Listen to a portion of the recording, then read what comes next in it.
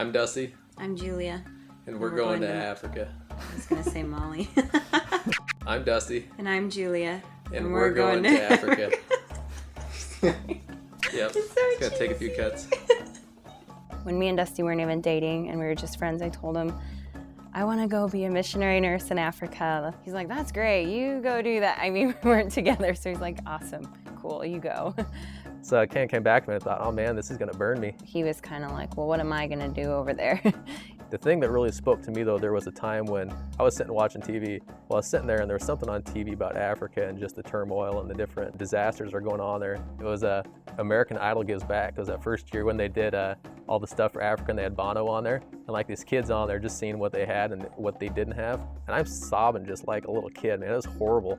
And I'm usually not a real emotional guy. Julia walks in from work and she's like, what's going on? You know, she thought somebody died. She had no idea what was going on. And I just told her, I was like, I'm shook up. Like, I have no idea. God just totally spoke to me here saying, where's your heart at? Check and see if it's aligned with what I want you to do in Africa. So we actually thought about going over there right when we first got married, and then with her diabetes, it just wasn't feasible. They ran some tests and I'm not a type 2 diabetic, I'm a type 1, which I'm not producing enough insulin, so I'll be insulin dependent for the rest of my life. She's such a weird case of having diabetes just because she was diagnosed so late in her life. I had only been a diabetic for about a year.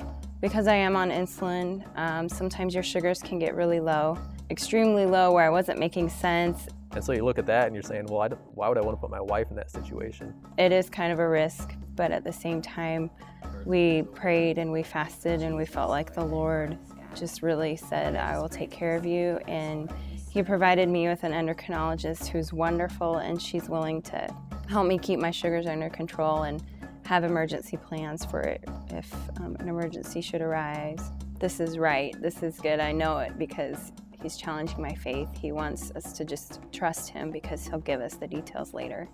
So while Julia is working at the hospital, I'll be launching a manufacturing facility that'll manufacture t-shirts. The whole idea of the manufacturing facility is we're going to provide economic development. One of the things that we're going to have on the shirts is the Tweedle number. Tweedle is just the acronym for Together We Develop Life. If people enter that number on the website at www.sababuclothing.com, that'll show the 5 different profiles of the people that built that shirt. Dusty's starting this new business in Mali.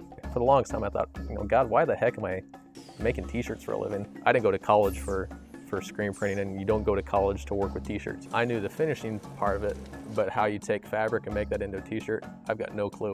We don't know really much about that at all, but God has brought people in our lives. Well, I meet this guy, and he's born and raised in Texas on a cotton farm. He served in Senegal on cotton farms there, and he's an international agricultural engineer. So that was one of the big doors there, and there's probably been a dozen people like that who've just come into our life. We've had 2 couples who've given us quite a bit of money. A year ago when we said we don't even know for sure how this is all going to work out, people just keep doing things like that, coming into our lives and just opening up doors.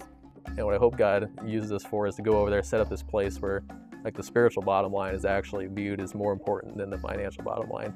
We're responsible for raising 100% of our support, and that's been really humbling, seeing resources come in that we didn't know existed. For us, what we struggled with was we knew we needed to be obedient, but that didn't mean that we needed to understand it. I think many people, they give us looks that they don't come right out and say, you're crazy, why are you doing that? My response to them is that God's called us to something that maybe many other people would love to do but can't for some reason, and living for Christ can be radical at times, so we're excited about that.